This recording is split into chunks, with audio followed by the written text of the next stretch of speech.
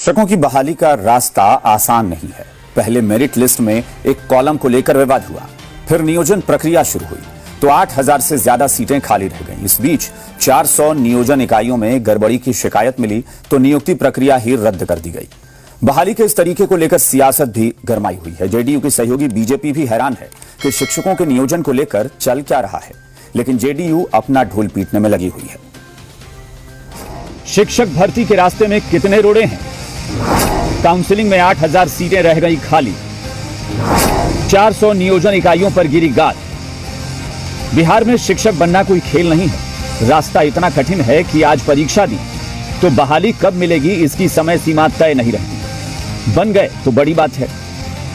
अब देख लीजिए, बिहार में पंचायत स्तर पर शिक्षक बहाली की प्रक्रिया चल रही है, लेकिन इस प्रक्रिया में भी 8000 से ज्यादा सीटें खाली रह गई और 400 नियोजन इकाइयों की नियुक्ति को रद्द कर दिया गया। यानी बहाली में खेला भी हो रहा है और इस खेला को लेकर विभाग के साहब के पास अच्छी सफाई भी है। तो मान लीजिए कोई 50 जगह आवेदन किया है, कोई एक जगह उपस्थित हुआ तो 49 जगह तो अनुपस्थित है।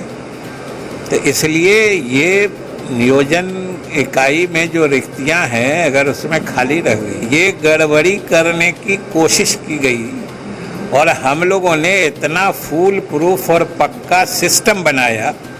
हम लोग की नियोजन प्रक्रिया इतनी त्रुटि रहित व्यवस्था हम लोगों ने की है कि कोई भी थोड़ा इसमें दाएं बाएं करता है पकड़ा जाता है।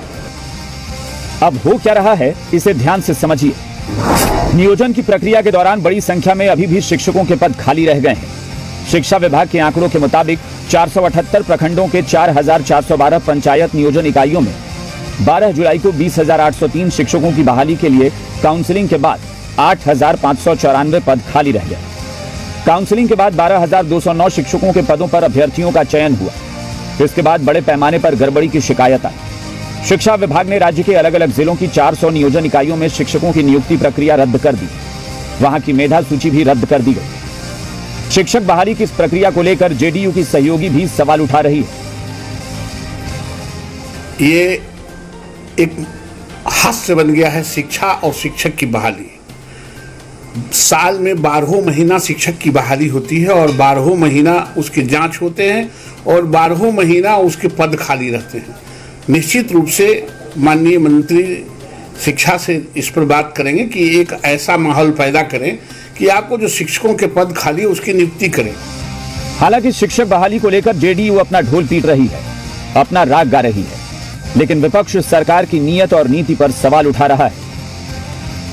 जहां भी पद रिक्त है वहां भी नियोजन यथाशीघ्र किया जाएगा। सब लोगों को धैर्य रखने की आवश्यकता है, लेकिन जो भी लोग इस पूरे मामले पर राजनीति कर रहे हैं उनके विषय में हमें कोई विशेष टीका टिप्पणी नहीं कर रहे हैं। वो राजनीति करते रहे, सरकार काम करने में भरोसा रखती है। और अभी 8000 इतने के बावजूद भी 8000 पद रिक्त हैं, तो सरकार कहीं न कहीं नियोजन के नाम पर बड़ा खेल कर रही है।